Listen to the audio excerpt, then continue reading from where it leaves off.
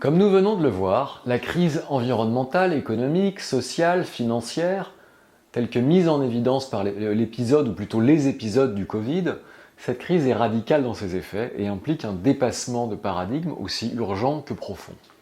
Ce dépassement porte le nom de RSE. Mais comment cette RSE se définit-elle et en quoi consiste-t-elle ? Pour commencer, la RSE marque fondamentalement le retour de l'éthique dans le domaine du business en général et du management en particulier, après les délires financiers et la démesure des 50 dernières années du XXe. L'éthique, c'est-à-dire le bon contre le mauvais, sinon la morale, c'est-à-dire le bien contre le mal. C'est le fond du sujet.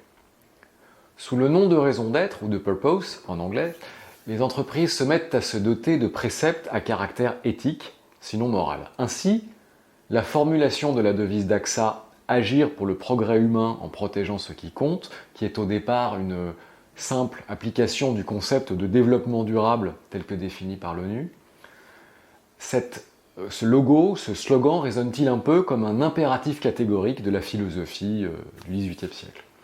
L'aspiration au bien, ou au moins au bon, c'est un retour aux sources, et ça nous ramène à tout un courant philosophique du XIXe où déjà des auteurs comme Saint-Simon se demandaient comment réconcilier le profit et la vertu dans une perspective certes différente et à l'époque marquée par le paternalisme.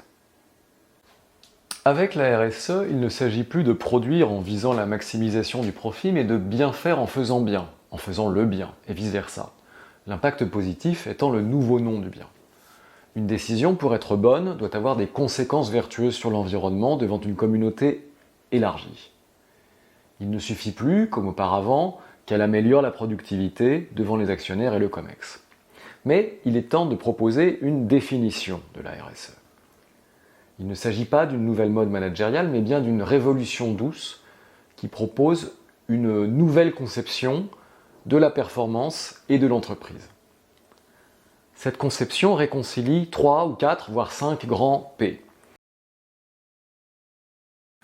P comme people tout d'abord, c'est-à-dire les gens considérés dans un périmètre large qui regroupe employés, actionnaires, dirigeants certes, mais aussi clients, associations locales, syndicats, pouvoirs publics, investisseurs.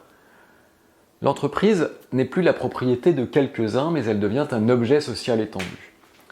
P comme planète ensuite. Le premier devoir de l'entreprise est de préserver l'environnement. Le développement non soutenable est une aberration.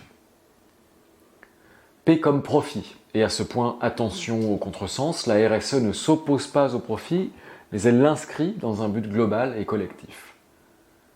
Enfin, P comme participation, qui est la dimension oubliée par les entreprises. Cette participation est bénéfique, tant pour les entreprises qui l'appliquent que pour les économies des pays où elle est pratiquée. Elle est à comprendre dans tous les sens du terme. Participation à l'activité, évidemment, mais aussi aux fruits de l'activité et encore à la décision elle-même. C'est ici que la RSE est proprement novatrice. La participation, c'est la performance et la démocratie, dans une entreprise qui reste spécialement en France un bastion de l'entre-soi, de la décision prise à huis clos et quelque part le dernier refuge des privilèges et de l'esprit néo-féodal. People, planète, profit, participation donc. Ces 4 P définissent la RSE.